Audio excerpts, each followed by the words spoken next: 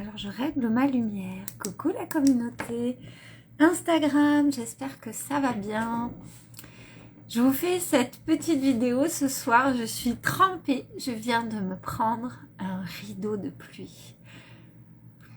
Voilà, c'était vraiment une pluie comme ça faisait très longtemps. Moi, je vis dans le Tarn et il n'a pas plu réellement depuis juin. Et là, ce soir, il a plu mais c'était un rideau de pluie. C'était juste fou. J'ai intitulé ce live quand... Hello, creux de mon aile, coucou Enaya. J'ai intitulé ce live quand ton enfant intérieur se fait des copains. Et vraiment, c'est ce que j'ai vécu ce soir. C'est-à-dire qu'on est parti, en fait, après avoir travaillé, je suis partie avec... ma famille, ma belle-fille, mon mari, ma puce, ma plus petite puce. Je suis partie manger une gaufre dans un endroit où il y a des gaufres vraiment super bonnes, sauf qu'il s'est mis à pleuvoir des trombes d'eau, mais des trombes d'eau. Et il y a eu comme un instant de magie dans la ville, c'est-à-dire qu'à la fois il y a le fait qu'il y ait tellement besoin d'eau dans le Tarn qui fait que c'est beaucoup plus simple d'accueillir la pluie parce qu'elle est attendue. Et aussi le fait que on a été plein à juste jouer de ça. C'est-à-dire qu'on trempait pour tremper, on s'est retrouvés à manger nos gaufres toutes mouillées, on s'est retrouvés à rire et c'était tellement joyeux, tellement vivant. Et c'est comme si il y a une trame de joie qui s'est déployée dans la rue. Il y avait des gens qui couraient, qui fuyaient, et puis il y avait des gens juste qui riaient. Et le simple fait de se regarder depuis notre espace d'enfant, en fait, l'espace d'enfant que nous étions, il y avait une connexion. Une connexion qui se faisait d'être à être. Et ça, c'est comme si d'un seul coup, on est dans l'instant présent, on est dans l'acceptation totale de ce qui est. C'est comme si on incarnait tous pleinement, on était trempés et heureux.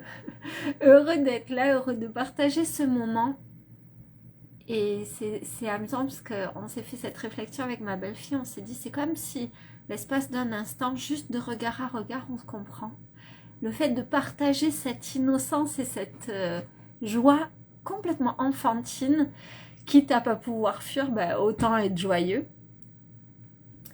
Ça nous a vraiment permis de nous sentir en unité avec d'autres hommes, d'autres femmes qu'on connaît de nulle part, par centaines, et on se regarde et juste là, on a de l'amour, on a du respect, et on a surtout de la joie, on est amusé de voir l'autre vivre cette situation et s'en amuser, et c'est contagieux, et c'était vraiment un moment extraordinaire de sentir cette unité, et voilà, ça me fait, pourquoi je vous partage ça, c'est parce que ça me fait vraiment,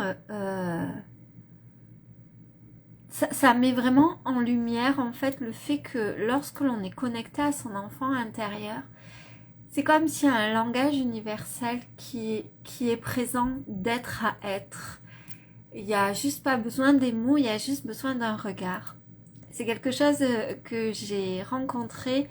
J'ai eu la chance de rencontrer le Dalai Lama, c'était en quelque chose comme, je sais pas, quelque chose comme 2008 ou quelque chose comme ça. Et en fait, je l'ai vu faire des cérémonies super sérieuses, super sacrées, voilà, avec les yeux bandés, où il fait des cérémonies vraiment pour les êtres qui sont perdus, enfin des êtres éthériques qui sont perdus. Alors pardon s'il y a des bouddhistes qui m'écoutent, c'est peut-être pas les mots exacts.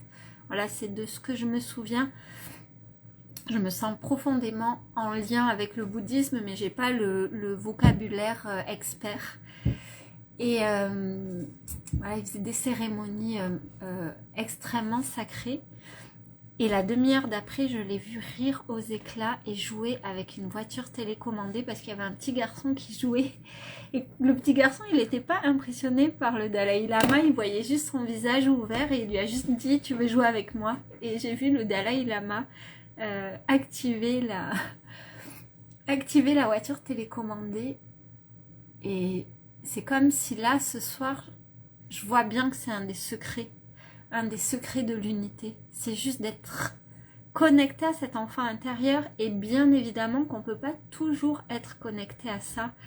Sauf que il y a des moments, il y a la magie de la vie qui fait que par moment, on peut tout lâcher parce qu'on est trempé, parce que... Et puis ça peut être d'autres raisons.